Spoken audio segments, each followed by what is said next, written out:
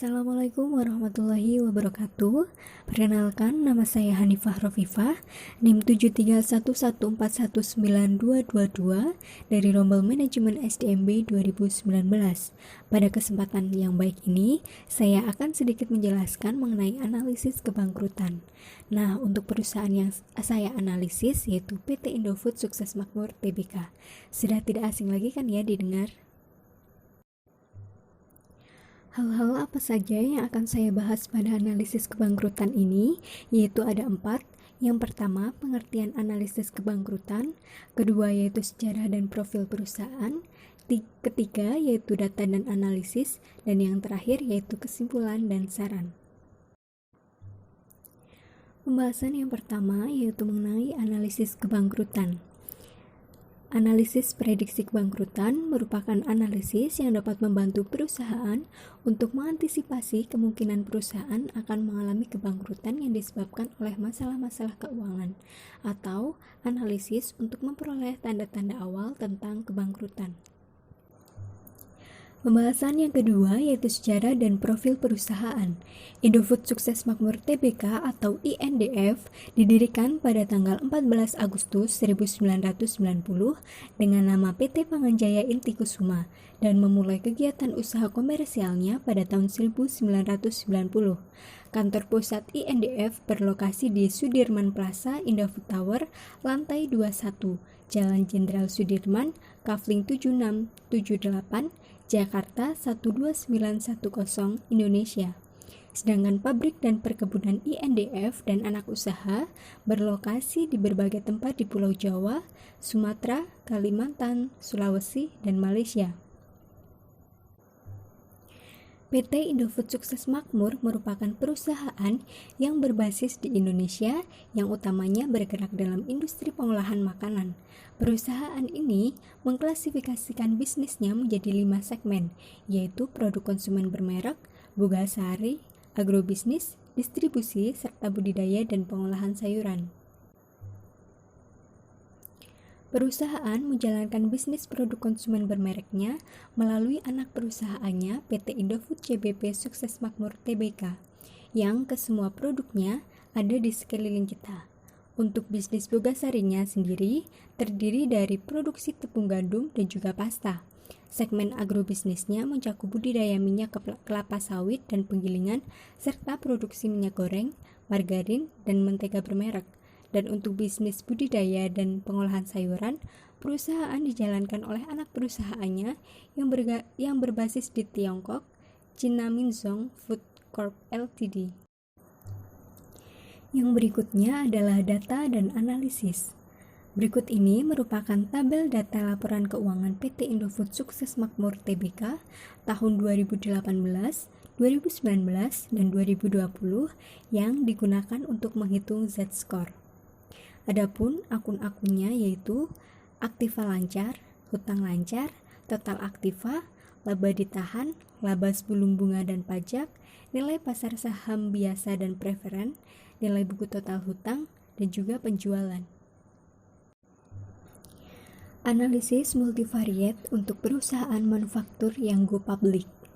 Untuk rumus perhitungannya yaitu ZI sama dengan 1,2x1 ditambah 1,4x2 ditambah 3,3x3 ditambah 0,6x4 ditambah 1,0x5, di mana x1 sama dengan aktiva lancar dikurangi hutang lancar dibagi dengan total aktiva.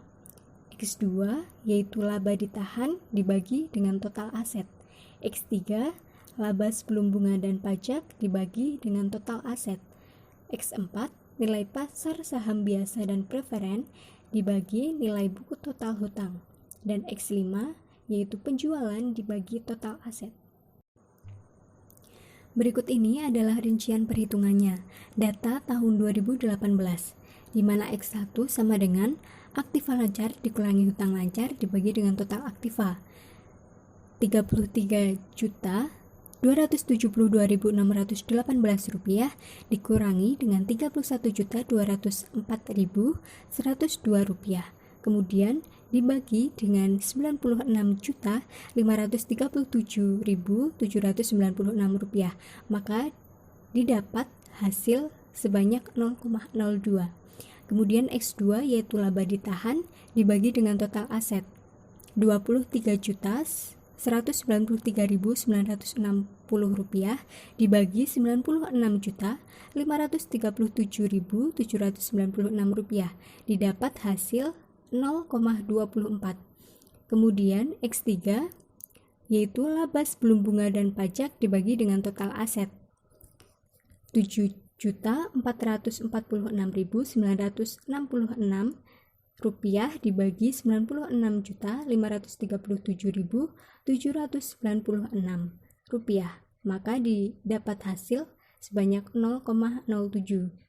Kemudian X4 yaitu nilai pasar saham biasa dan preferen dibagi dengan nilai buku total hutang, di mana nilai pasar saham biasa dan preferen itu sebanyak 6.775 rupiah dibagi dengan 46.620.996 rupiah, maka didapati hasil sebanyak 0,0001. Kemudian ada X5 yaitu penjualan dibagi total aset 73.394.728 rupiah dibagi 96.537.796 rupiah, maka mendapatkan hasil 0,76. Dari hasil perhitungan, maka hasil tersebut dimasukkan ke dalam rumus Z-score, di mana ZI sama dengan 1,2 X1 ditambah 1,4 X2 ditambah 3,3 X3 ditambah 0,6 X4 ditambah 1,0 X5.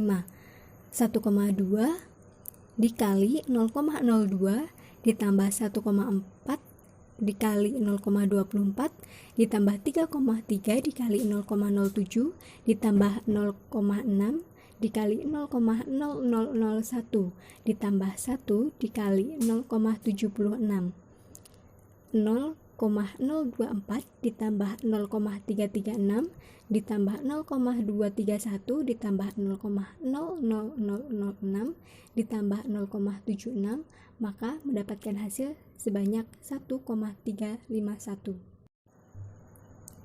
Kemudian data tahun 2019 X1 yaitu aktiva lancar dikurangi hutang lancar dibagi total aktiva sebanyak 31.403.445 rupiah dikurangi 24.686.862 rupiah dibagi dengan 96.198.559 rupiah, maka mendapatkan hasil 0,06. X2 yaitu laba ditahan dibagi total aset sebanyak 26.664.999 rupiah dibagi 96.198.559, maka mendapatkan hasil 0,27. X3 laba sebelum bunga dan pajak dibagi total aset yaitu 8.749.397 rupiah dibagi 96.198.559 rupiah, maka mendapatkan hasil 0,09. X4 nilai pasar saham biasa dan preferen dibagi nilai buku total hutang 6.400 rupiah dibagi 41.996.071 rupiah, maka mendapatkan hasil 0,0001. X5 sama dengan penjualan dibagi total aset 76.592.955 rupiah dibagi 96.198.559 rupiah, maka mendapatkan hasil 0,79. Kemudian sama seperti data tahun 2018, maka hasil perhitungan tersebut dimasukkan ke dalam rumus Z-score, di mana ZI sama dengan 1,2 X1 ditambah 1,4 X2 ditambah 3,3 X3 ditambah 0,6 X4 ditambah 1,0 X5, maka akan mendapatkan hasil sebanyak 1,537. Kemudian kita masuk ke data tahun 2020. Untuk mencari X1 yaitu aktiva lancar dikurangi hutang lancar dibagi dengan total aktiva, maka dengan memasukkan data-data yang ada di tahun 2020 didapatkan hasil sebesar 0,06. Kemudian X2 yaitu laba ditahan dibagi total aset, maka akan menghasilkan 0,18, dan X3 yaitu laba sebelum bunga dan pajak dibagi dengan total aset, itu akan didapatkan hasil 0,07. X4 nilai pasar saham biasa dan preferen dibagi dengan nilai buku total hutang didapatkan hasil sebesar 0,000008. X5 yaitu penjualan dibagi total aset, maka akan mendapatkan hasil sebanyak 0,5. Kemudian selanjutnya hasil perhitungan tadi kita masukkan ke dalam rumus Z-score, maka akan didapatkan hasil sebesar 1,005. Berikut ini adalah grafik perhitungan Z-score yang sudah dilakukan. Dapat dilihat bahwa grafik tahun 2019 mengalami kenaikan dibandingkan dengan tahun 2018. Kemudian tahun 2020 mengalami penurunan yang cukup signifikan. Akan tetapi meskipun di tahun 2019 naik, nilai Z-score masih berada di kategori potensial bangkrut. Untuk indikasi kebangkrutannya yaitu jika nilai ZI kurang dari 1,81, maka mengindikasikan bahwa perusahaan berpeluang besar mengalami kebangkrutan. Jika ZI lebih besar dari 2,99, mengindikasikan bahwa perusahaan berpeluang kecil mengalami kebangkrutan. Jika ZI berada di antara 1,81 dan juga 2,99, di mana ZI lebih besar dari 1,81 kurang dari 2,99, maka berarti kondisi perusahaan berada dalam area ambigu.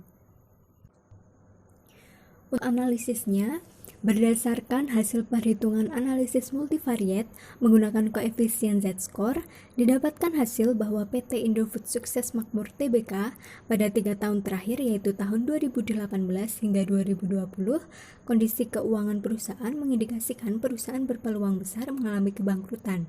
Hasil yang didapat sesuai dengan klasifikasi Z-score yaitu sebesar 1,351 pada tahun 2018, 1,537 pada tahun 2019, dan 1,005 pada tahun 2020, yang mana hasil tersebut berada di bawah 1,81.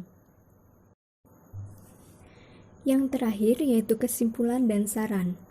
Kesimpulan, PT Indofood Sukses Makmur Tbk pada tahun 2018 hingga 2020 menunjukkan bahwa kinerja perusahaan bisa dikatakan kurang baik. Hal tersebut disebabkan karena pada kurun waktu 3 tahun berturut-turut, koefisien Z-score masih di bawah 1,81, yang mana hal tersebut berpotensi besar mengalami kebangkrutan. Meskipun mengalami kenaikan pada tahun 2019, akan tetapi belum mampu untuk keluar dari zona potensial kebangkrutan. Ditambah lagi pada tahun 2020 mengalami penurunan rasio Z-score. Perusahaan dapat segera mengambil tindakan untuk mengatasi permasalahan yang dihadapi agar dapat keluar dari potensi besar kebangkrutan. Untuk sarannya, yang pertama yaitu perusahaan harus meningkatkan kinerja keuangan dengan didukung oleh kinerja manajemen yang baik. Kemudian, pihak manajemen perlu segera meningkatkan net working capital dengan meningkatkan aset lancar. Peningkatan aset lancar juga akan meningkatkan likuiditas. Selain itu, untuk mendapatkan laba yang besar, perusahaan perlu melakukan efisiensi biaya agar biaya atau beban operasional semakin menurun atau lebih efisien. Meningkatnya laba akan berdampak pada kenaikan harga saham. Jika laba semakin meningkat, maka investor akan banyak yang tertarik untuk menanamkan modalnya. Baiklah, sekian yang dapat saya sampaikan. Banyak kekurangannya, saya mohon maaf. Wassalamualaikum warahmatullahi wabarakatuh.